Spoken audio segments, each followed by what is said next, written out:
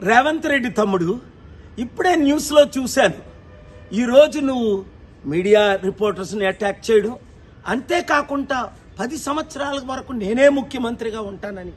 ఇప్పుడు మార్చి 15, కనీసం తాగడానికి మంచినీళ్ళు లేవు. అమీర్పేటలో మాకు ట్యాంకర్ని తెప్పించుకుంటున్నాం.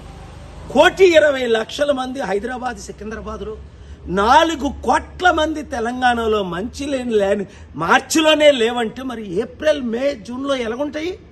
ఒక్కసారి ఆలోచించు. ముఖ్యమంత్రి అవడం అంటే సమిట్ పెడతాను, ఇన్వెస్ట్మెంట్స్ తెస్తానన్న ధ్యానం లేదే.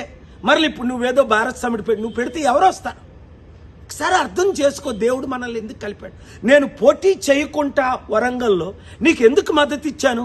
రాష్ట్రాన్ని బాగు చేయడానికి, అప్పులు తీర్చడానికి, అభివృద్ధి చేయడానికి, మంచి చేయడానికి. మరి నువ్వేం చేస్తున్నావు?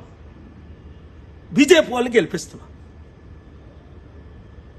అలాగే రాహుల్ గాంధీకి, కాంగ్రెస్కి మూటలు మోస్తున్నావు అని అందరూ చెప్తున్నారు. ఇప్పుడు దోచుకోవడం, దాచుకోవడం, పంచిపెట్టడమేనా, లేదా ప్రజల మీద ధ్యానం ఉందా?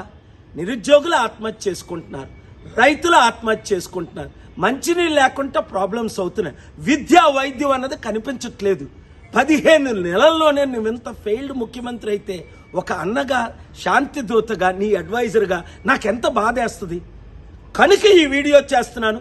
రేవంత్ రెడ్డిని రీచ్ అయినంత వరకు ప్రతి మీడియా వారు, ప్రతి యూట్యూబర్సు దీన్ని షేర్ చేయండి. రాష్ట్రాన్ని కాపాడుకుందాం, దేశాన్ని రక్షించుకుందాం.